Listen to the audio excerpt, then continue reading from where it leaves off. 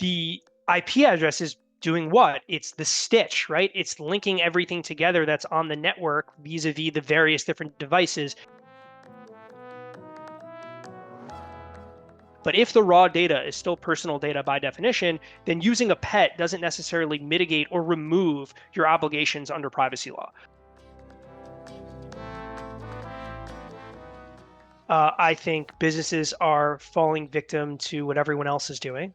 I think right now folks are saying, okay, well, I have a consent manager or I have technology in place for Europe. By default, that means I have to be doing that for the US.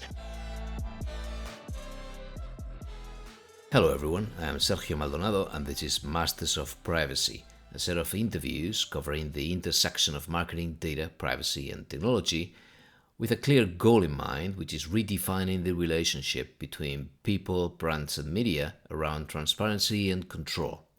Which is to say, we're aiming for real customer centricity, or if you will, human centricity.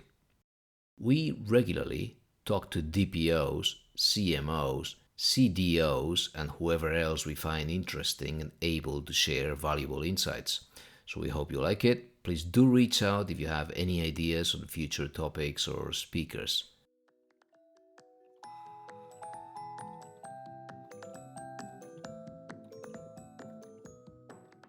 Okay, back in December, Google announced a change in their platform program policies that would take effect today, February 16th. This change boils down to relaxing the rules on the use of IP addresses and other signals by advertisers. The specifics of this policy change are as follows. This is what we had in place until today. You must not use device fingerprints or locally shared objects, e.g., flash cookies, browser helper objects, HTML5 local storage, other than HTTP cookies, or user-resettable mobile device identifiers designed for use in advertising in connection with Google's platform products. This does not limit the use of IP addresses for the detection of fraud. Now, this is what you will find now. You must disclose clearly any data collection, sharing, and usage that takes place in connection with your use of Google products, including information about the technologies used, such as your use of cookies, web beacons, IP addresses, or other identifiers. This applies for data collection, sharing, and usage on any platform, surface, or property, e.g., web, app, connected TV, gaming console, or email publication. So for starters, anecdotal, but notice how flash objects are finally out of the picture. I guess we can credit Steve Jobs with having killed those, but there were always a few remnants here and there, and now they're even more forgotten. Anyway, also notice how local storage is not mentioned specifically anymore, which is also interesting, as this is the formula used by some cookieless solutions to, for example, compete with the Topics API in the Privacy Sandbox for the persistence of interests or preferences at browser level. And finally, notice how multiple platforms are now mentioned. Anyway, this is the paragraph on IP addresses in the December blog post that announced the change and that you can find in the show notes. Internet Protocol IP addresses are already commonly used in the broader ads ecosystem to help marketers reach people across their customer journey and measure how their ads are working, especially on connected TV. At Google, we have already been using these signals responsibly to fight against spam and fraud for years. Now, with new innovations like privacy-enhancing technologies to mitigate risks, we see an opportunity to set a high privacy bar on the use of data like IP. So, following the announcement, the UK ICO, or Data Protection Agency, published a blog post, in fact signed by Stephen Almond, who has been here with us before, interpreting this as a reversal of Google's anti-fingerprinting stance, as articulated by the company over the years, most recently in the context of the Privacy Sandbox, and the ICO warned Google that they would be watching closely. After that, there were a few articles here and there, and finally in January there was an article on AdExchanger with Alison Schiff quoting New York-based lawyer Daniel Rosenzweig that led us to ask him to join us on today's episode. Now, before I introduce Daniel, I will clarify that we're going with the flow and initially speaking of fingerprinting, so we'll accept that that's the debate. And also, I want to get a few things out of the way so as to properly fit the discussion in the context of other recent interviews, and also so as to explain what we will not be covering today. To simplify this, we can approach the changes under a couple of different takes, right, or interpretations of Google's motives. One is that by being perhaps too categorical or too specific, they were shooting themselves in the foot and limiting advertisers who now have more instruments or tools at their disposal to adopt a risk-based approach to targeting or even leveraging first-party data. I understand this is the message that Google itself is trying to convey, but it is consistent with the progress we have seen in privacy-enhancing technologies. Another potential take on this is that this is a race to the bottom, really, and that we do not care about privacy anymore since Amazon and Meta are already relying on IP addresses in connected TV, which is super hot, right? Why be holier than the Pope, as we say in Spain? After all, you need them, so IP addresses, to target consumers at household level, even though Google already had the YouTube advantage, right, with its own identity graph, and they were also relying on anonymized geolocation data or non-persistent device identifiers. And the YouTube factor reminds me that we have to add to all of this a competition angle.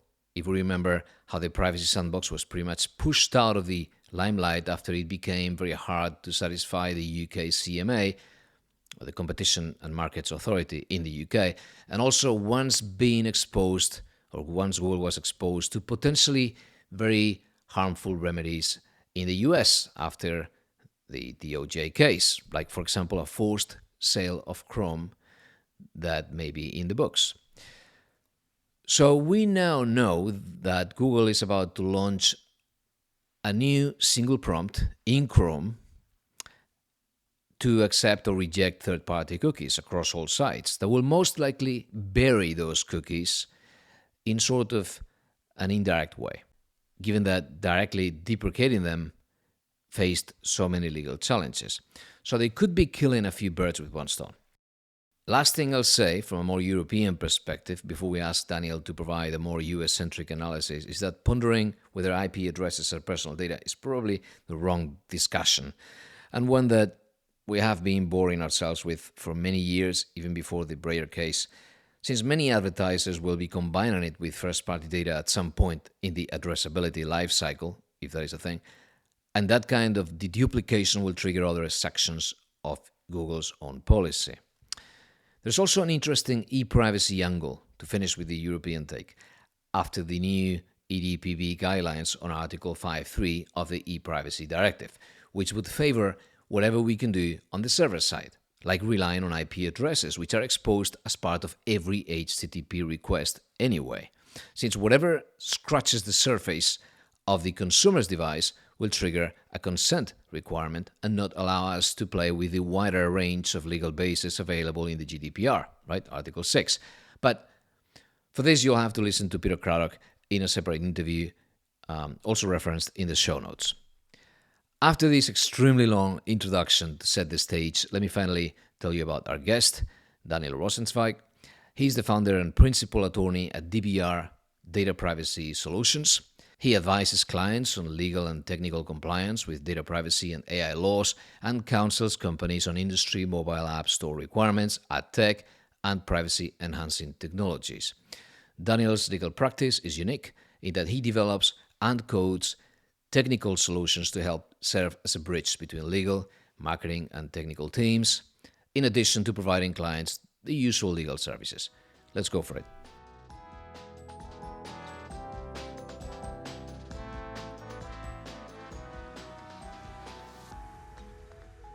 Dan, thanks for joining me. Yeah, thanks for having me. Really excited to be here. Okay, it was good to read about your opinion on this change in policy, on the part of Google when it comes to fingerprinting or that's what people have assumed it is about fingerprinting. That's the consequence or effect of it. I don't think they specifically said fingerprinting. Exactly. It was sort of magnified by the ICO, Stephen Almond, who's also been here, by the way. And yeah, and he wrote that blog Yeah, no, post. big fan of the show. I'm very familiar with it and Glad listen to to it hear. frequently. So yes, I've listened to that episode. What do you make of it? So I think the announcement again, as an announcement on its own, is not shocking, right? I think ultimately, this is what a lot of folks have been doing anyway. They've been using IP address and other types of identifiers that can be stitched together to create what is deemed a quote unquote fingerprint. Um, I think this is probably a little different than the deprecation of third party cookies and things of that nature, in that this is a different effect, right? This arguably is more permissive use of personal data, whereas with the deprecation of third party cookies, it's obviously there was a alleged restriction, if you will. So I don't view them one and the same, but I think the impact and the effect are big. I mean, I think it's a big deal, and it's a big change of course for uh, in this type of announcement to kind of straight up tell folks that they can do this. But I think a lot of them have been doing it anyway. Exactly. I think it's just a constantly evolving landscape, right? Both from a legal and technical perspective.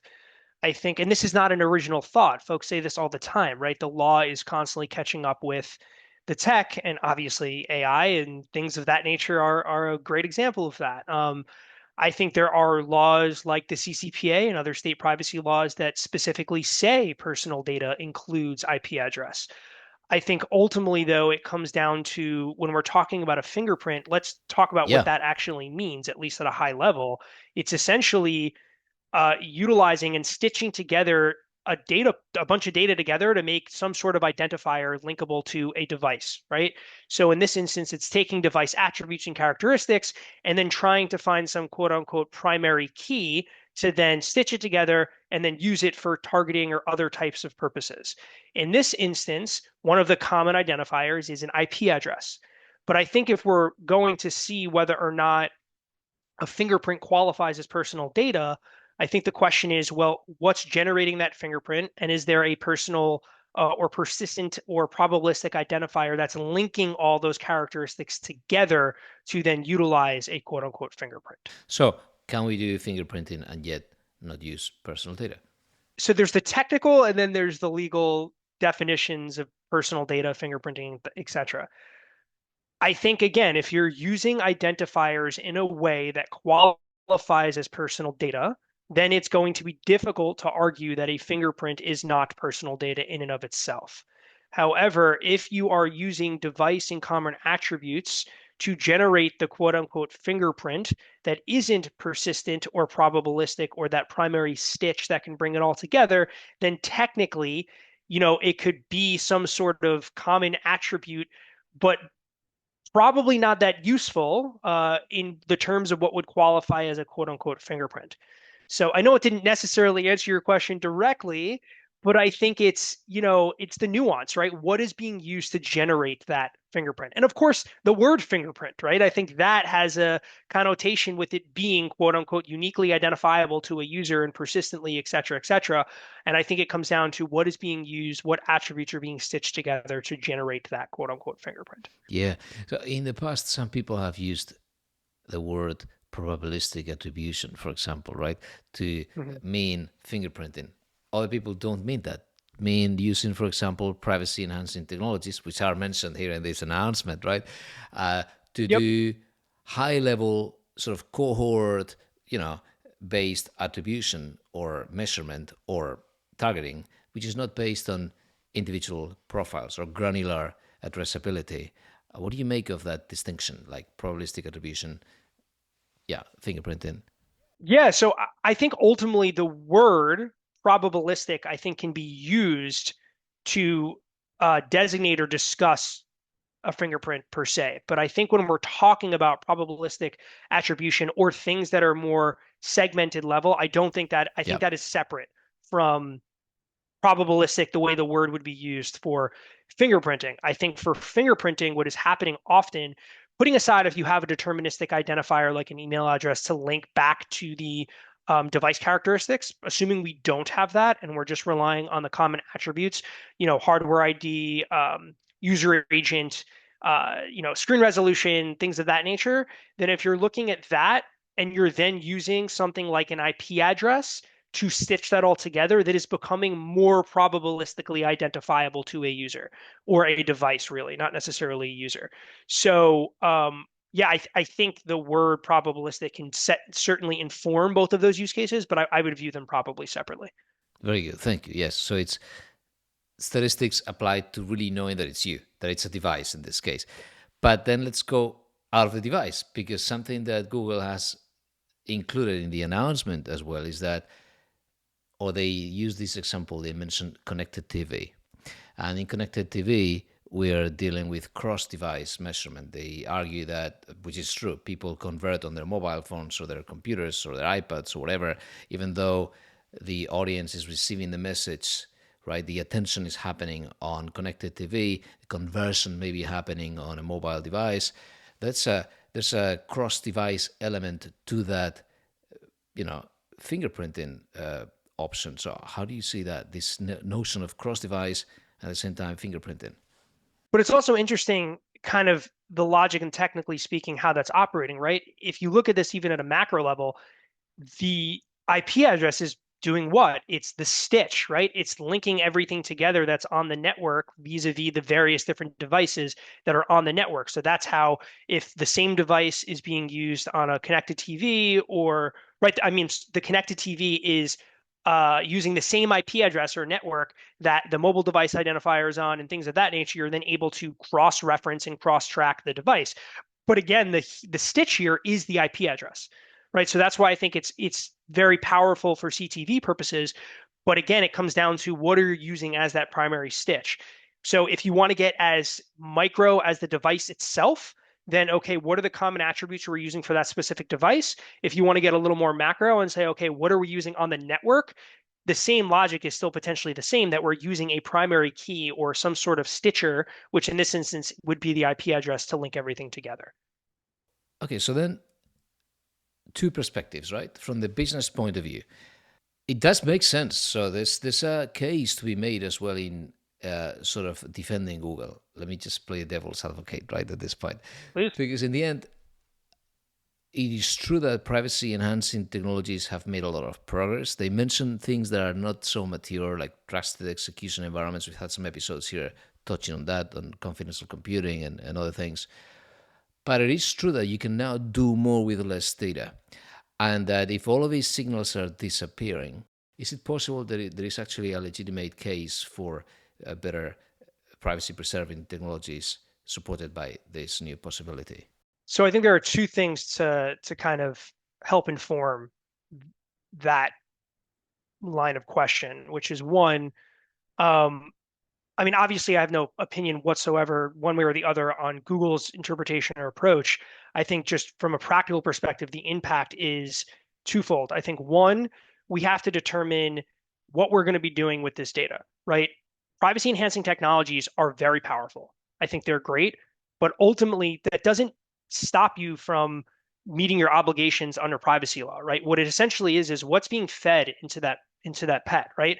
Is the form of the data that's being processed for part of the privacy enhancing technology personal data? If it is, then just treat it as personal data. Are there other use cases that can be used for privacy enhancing technologies? Absolutely. Is it a powerful mitigation strategy? Absolutely. I use them all the time with clients and talk with them about it, but I don't think it should be viewed as uh, anonymization or you're completely turning off the use of personal data. Now, if you are using a pet that enhances or utilizes anonymization, and I mean technically, like at a technical level, then sure, then it's no longer by definition personal data. But if the raw data is still personal data by definition, then using a pet doesn't necessarily mitigate or remove your obligations under privacy law. So that's something to really, really drive home. So that's point one. Point two is, okay, now back to consent, or in the US, typically opt out, at least under the US state privacy laws, outside of corner cases, of course. But ultimately, it comes down to the technical and granular level control that comes with fingerprinting. And this is where it becomes a little difficult. From a technical perspective, it's not as easy to technically get consent or honor an opt-out for fingerprinting or IP address based stitching and things of that nature, right? It's not the same thing as cookies or controlling if a pixel is firing. So having that technical nuance, understanding that and implementing that into your consent and opt-out flows, that can certainly help mitigate or help you utilize these kind of technologies. Now, the last thing I would say on this is, and kind of a little bit of a tangent, but I think relevant and kind of pulling it all together is, what is your business objective here, right? It should really come down to, what are you trying to accomplish and what data do we need and what privacy obligations do we have to fulfill that obligation or meet that business objective, right? So a lot of companies using IP address, at least in particular, is not useful, right? Like actually, like it's just not a useful metric for what they're trying to do, right? Often we have VPNs to consider for IP address. They're dynamic in nature often. They're household level. There's multiple devices on the network. It's not always the most useful strategy or technical identifier. So I think first the question is, what is the business objective we're trying to accomplish? The second question is, what data points should we be utilizing to accomplish that business objective? And then what are our privacy obligations to comply with the business objective and things of that nature? I think that is a good framework to follow, because often you'll find that you don't even need these data points, or you don't even need to use a pet or things of that nature at all to achieve the business objective. Yeah, so if you look at it from the so different players here, right, and still playing on this on the business side. So then I want to then look at it from the consumer side again. But so from the business side, you've got advertisers which are very sophisticated, and they have agencies which are large groups that have sophisticated systems to measure, campaigns, to look at what works, what doesn't, and then inform those investments, and then target audiences and so on. So choose their audiences. Now things are getting a bit smarter, even on CTV, retail media, getting all these first-party data, finding separate, lookalikes. So there's a lot of that. People are trying to find an audience, and I'm sure Google can see that. They feel that every day, how people are struggling to find the relevant audience. So for that specific purpose, an advertiser is really subject to what the system is offering. So we're not really free. If I play the role of the advertiser, I know a lot of advertisers that really want to do things in a different way, but they go and face the system, which is an oligopoly, really. And even if they go out of the oligopoly and sort of the walled gardens and go into the open market, right, into traditional media or digital media in the open market, in the programmatic, real-time bidding space. Open web. Yep. And the open web, thank you. Even if they go there, then there's still going to be, the system is going to be imposed upon them. They cannot really be more, let's say, privacy preserving, because everything is biased towards granularity, towards this deterministic approach, an ID or something that replaces an ID, right? So everyone is being, the same thing with conversion APIs. We're being pushed towards fitting the system. Yeah. So listen, I'm agnostic, and it's my job to be, with kind of how the system is currently operating. I think we have a system and we need to operate within it, right? That's just it. That's what being a lawyer is too, right? You know that, right? We can't control necessarily what the law says. We just interpret it, work within the walls of the system, and go with it. So I think in this instance, you know, publishers, advertisers, brands, etc., they need to run their business and they need to work within the confines of what those limitations or freedom and flexibility provide. So in this instance, if you're going to be handling personal data, whether it's, and I mean broadly defined personal data, right? Comply with your obligations. Look at the cost benefit of what the risk is for not complying, right? Or maybe there's, gray areas of trying to fit between what makes sense for you and what makes sense for others. And what features are we trying to utilize, right? Are we using the data for sensitive purposes? Well, then your risk is a little higher. Are you going to be using it for, purposes that are not necessarily inherently targeting or invasive? Then, okay, well, then your risk posture is probably lower. I think it really comes back to what your business objective is and what you're trying to accomplish, and then using the system to do your best to accomplish that. I think that's where it really comes down to. So in the context of the US, for example, there's the do not sell, for example, in California, and there'll be, I'm very lost with New York. Maybe you'll shed some light on that. But I guess now it's expanded to this, and the enforcement will be very hard, because I can see enforcement when I scan a website and I can see who is serving which pixels and which cookies. But when it's passive and the server side processing of all of these signals to build fingerprinting, an IP address is processed on the server side, it doesn't need to be sent, right? In that case, enforcement is going to be very hard, auditing is going to be harder. So I assume it has to go through the same opt out and same do not sell signal. Is that correct? So legally speaking, and then we'll get to the technology and the practical. But from a legal perspective, under the US comprehensive state privacy laws, generally speaking, it is an opt-out regime, meaning you have to give users the ability to opt out of using their personal data for sales, shares, targeted advertising, etc. Again, there are corner cases where you need to obtain consent from them for sensitive data in certain states, etc., etc. This goes back to what we were talking about, a few minutes ago, which is, okay, well, how do we manage that for technologies that aren't necessarily controllable as easily as using a tag manager or things like, cookies and pixels and things of that nature? I think there are certainly ways to do it. I think from a server side perspective, you would ingest the opt out, meaning the user would exercise their opt out on the website, i.e., the client. That relay would then be sent to your server. That server uh, would then relay the signal downstream to the other server. Now, again, that's not that easy, right? That's not something that is easily attainable, but I think the law is pretty agnostic in the sense it just says you need to honor the opt out. And it's on you, business, to kind of make that happen. Now, there are some regulations and other state guidance that have coming out and being a little more prescriptive and providing examples of how to make this happen. But I think it goes down to legally speaking, yes, if you are using personal data and a user exercises the right to opt out, you have to honor that opt out, regardless of how or what type of personal data is being utilized. But getting into the technical nuance and making that happen and fulfill that obligation is where it gets, in my mind, and for me, what I do every day with my clients, and that's what I'm a translation layer, right? Like I can code, I have a very big technical background. I work directly with product and developers to implement the legal obligations, right? Look at this nuance and say, okay, you have an opt out solution, you have a CMP, but let's make sure you're considering server side solutions. You're implementing configurations that consider IP address and fingerprinting and things of that nature. And that to me is what's most exciting about my job because it's by far the most complex and difficult.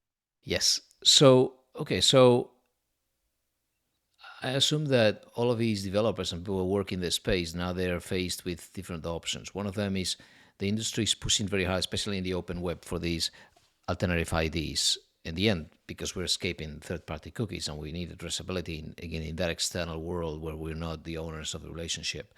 So there's going to be a way, which is that one, which is all of the large players, all of these players in that ecosystem, like the trade desk, pushing for an ID, for an alternative ID, which could be based on an email address or a phone number, and then again that's hashed and that's transformed into an ID, or it could be this, which is privacy enhancing technologies to get somewhere else.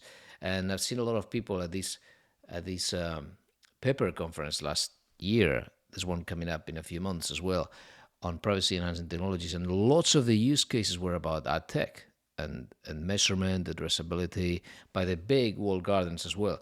And that seems to be more privacy preserving than using alternative Yeah. IDs. So all of these developers will have to make a choice, right? But it seems like going for the privacy enhancing technologies requires a much more sophisticated approach, stronger teams, probably not so easy to attain for smaller companies. Yeah. So I actually don't think it's a choice. I think you can use both, right? You can use privacy enhancing technologies and using technologies like alternative IDs to fulfill what, again, going back to what your business objective is, they serve different purposes in my mind. The privacy enhancing technologies enables ways to exchange data and, through clean rooms and things of that nature. But again, it doesn't remove your obligations under privacy law. But you can still use alternative IDs in conjunction with privacy enhanced technologies, right? I think there are both tools at your disposal. There are ways to manage things moving forward. I think ultimately, there are ways to use it in a way that enables you to comply with your legal obligations because at the end of the day, it's personal data. And I don't know why that word has gotten to a point where it's like so frustrating for people or scared of, or it's like a negative word. It's not. If you're using personal data broadly defined, then just let's talk about what your business objectives are and see if we can fulfill those business objectives with the technologies we have at our disposal. If not, we'll talk through strategies on how to get there. But I don't think it comes down to trying to say it's not personal data or obfuscate it or hide it. Like, it's just not productive or useful. I think there are ways in this ecosystem, and I think a lot of publishers, a lot of brands, I work with a lot of them. Ad tech companies, things, they're not inherently bad. I don't think they're trying to go out of their way to be privacy invasive and things of that nature. I think they are doing and utilizing personal data in a way that can drive business and drive revenue and be good for the consumer and things of that nature. Now, we don't want to be too privacy invasive, because then you're now going against consumer expectation or you're violating the law. But I think that there is a happy medium here, that you can use personal data in a way that complies with your legal obligations in a very powerful, enticing and privacy conscious way. And then the first sign of progress is that we are using personal data instead of PII, which from a European perspective at least, it was Yeah. very frustrating to see everyone talking about PII. Yeah. Finally, we talk about personal data. Yeah, no, that's fair. I've been referring to it as personal data for a while, I guess now. But ultimately, again, I don't know why it's considered this naughty word.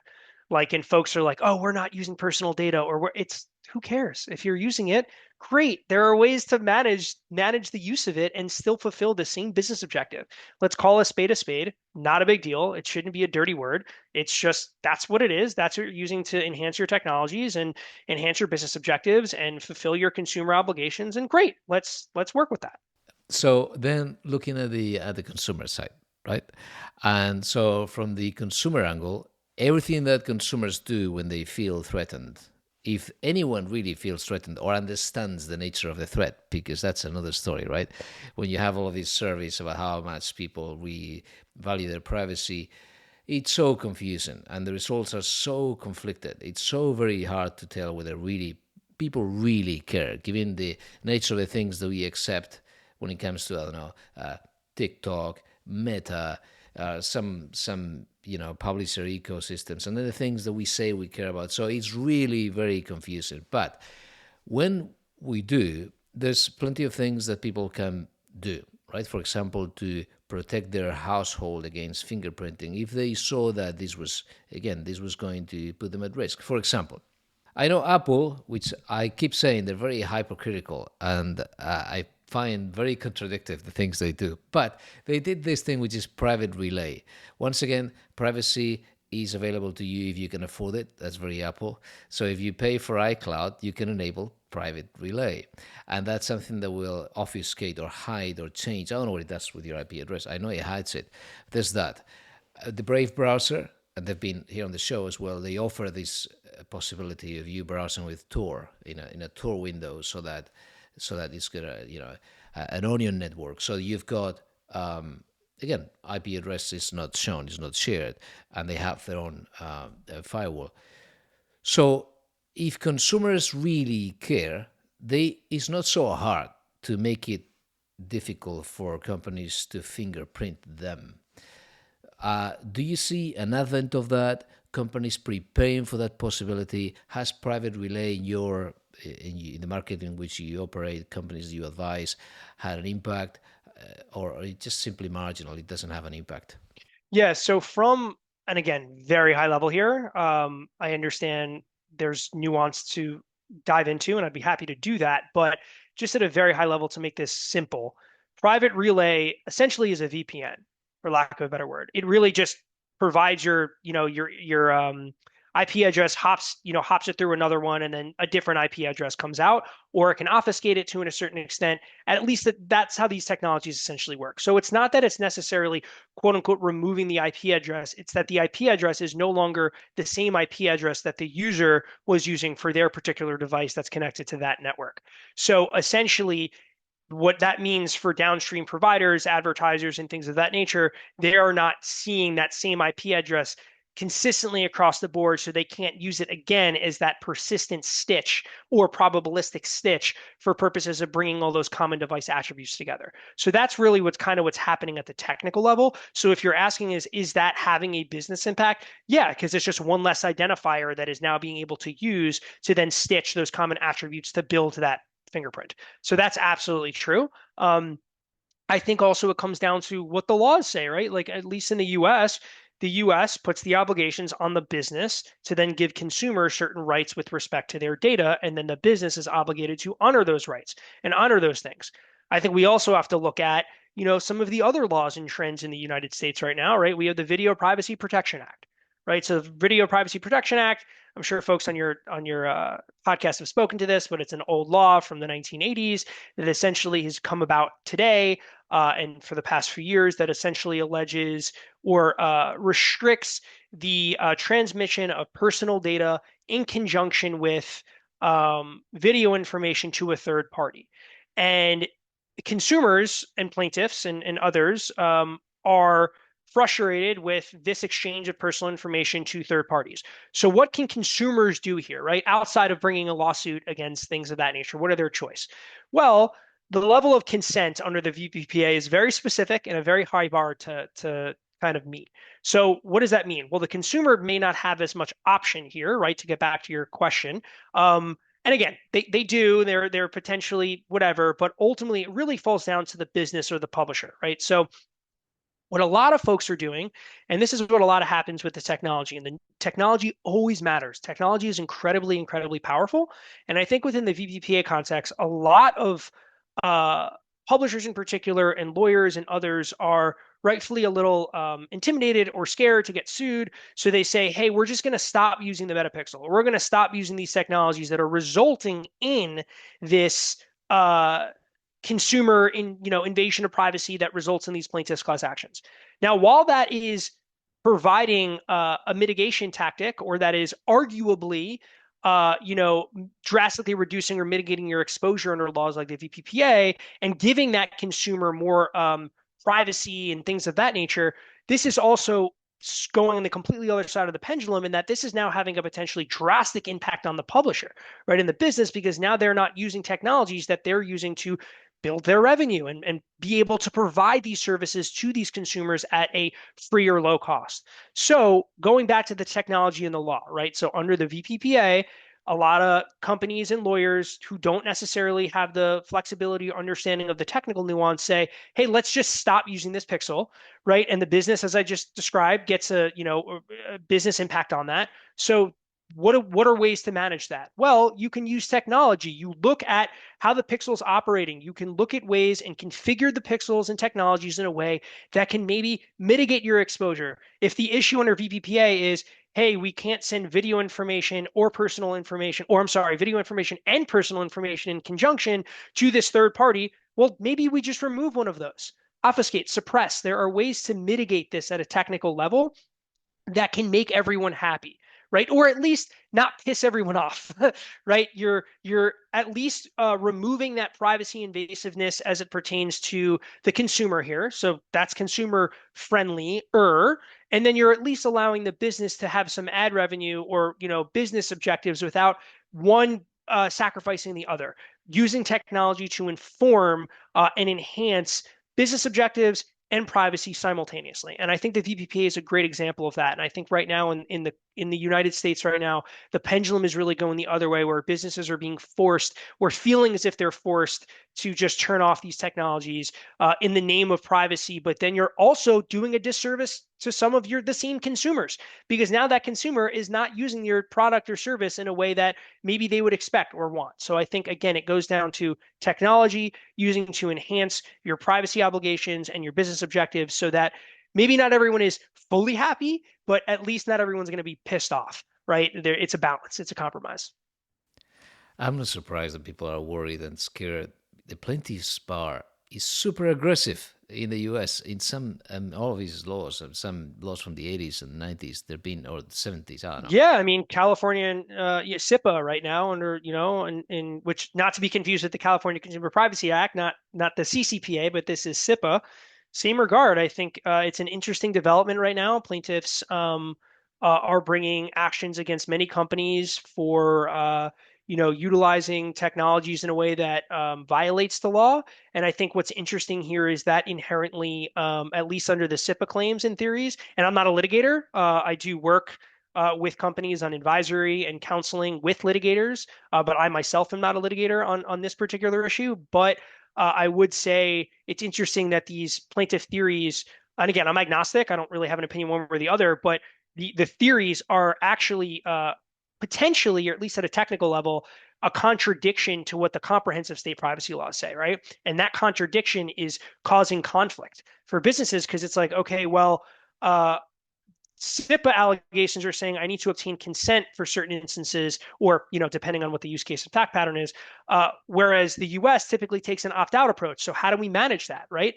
And my answer again comes down to technology. There are technical ways to, at the code level or at the development level, to work with product and legal to manage those conflicts. But if you don't have a good understanding and grasp of what your business objective is and the technology you can use to enhance that business objective, then now you're just going to be between a rock and a hard place and have to be forced to make tough decisions that either lead to loss in business revenue or business objectives or lead to litigation. And I think that line is the one that I work with and walk with clients to help manage that, right? To kind of figure out where does it make sense to take on risk, or where does it not make sense to take on risk, and how do we use technology to mitigate these contradictions of old privacy laws that you were just alluding to and the new regime of the comprehensive state laws. What do you think of, and I'm obsessed with this, I keep asking about this, but what do you think of consent banners spreading throughout the US? Is it going to be the end of the mobile user experience, accessibility, and so on? So I have a few theories as to why this is happening. I think one is, and this is more of a practical approach, and there's no blame here at all. I understand why businesses would do this. I think businesses are falling victim to what everyone else is doing. So they're all it's like a spiral, and everyone's, or, a domino effect. They're like, oh, this business is doing it, so I have to do it too. I think one of the reasons why that is happening is because a lot of businesses, again, to no fault of their own, for whatever reason they're feeling they need to do this, they're repurposing their European efforts for the US, right? I think right now folks are saying, okay, well, I have a consent manager or I have technology in place for Europe. By default, that means I have to be doing that for the US. I think, as you know, and as I know as lawyers, at least when we're talking about the comprehensive state privacy laws, and then not the corner case laws, but more of the comprehensive state privacy law approach, it is different than the e-privacy directive and things of that nature, right? You're not required to obtain consent for non-essential use cases. You are providing an opt-out. So that is in conflict as it pertains to the law. But I think, again, companies are saying, well, I'm doing this for Europe, I may as well do it for the US. Fine. Again, I think that's one of the reasons why folks are doing it. I think the other reason, and this is more practical, I think, in light of depending on the sophistication of the company and the size of particularly in the publisher side, is because of SIPA, what I was just alluding to, and lawsuits like that, which are alleging that you are not obtaining consent from the user or providing notice, and therefore you are violating the law. Now, I think if you are going to use a cookie banner in the US, there's definitely things to consider. Again, not legal advice here, just having some fun and having an open, honest conversation here. But I think you have to consider dark patterns, right? Manipulative design. If you're going to use it, then use it right. Two, that it actually works, right? There's so often the case. Again, I think we've talked about this before offline. Like as part of our service, I've created my own technology that provides a report of all of the data that's collected and shared on apps and websites. And as part of that, it validates if banners and opt-outs work as they should, right? And I can't tell you how often they're not working. So if you're gonna have the banner and you're gonna avail yourself of that, then make sure it's actually working, because then you're running into unfair and deceptive land and things of that nature. Dan, thanks again. Thank you. Yeah, no, really appreciate you having me. It was a lot of fun.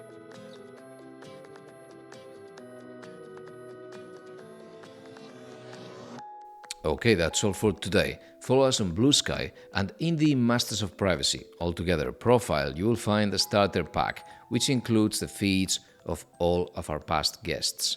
There is also a Masters of Privacy LinkedIn channel, which I invite you to follow, where you will find links to our transcripts, cheat sheets, and other surprises every now and then. Our main website is mastersofprivacy.com. Thank you for listening.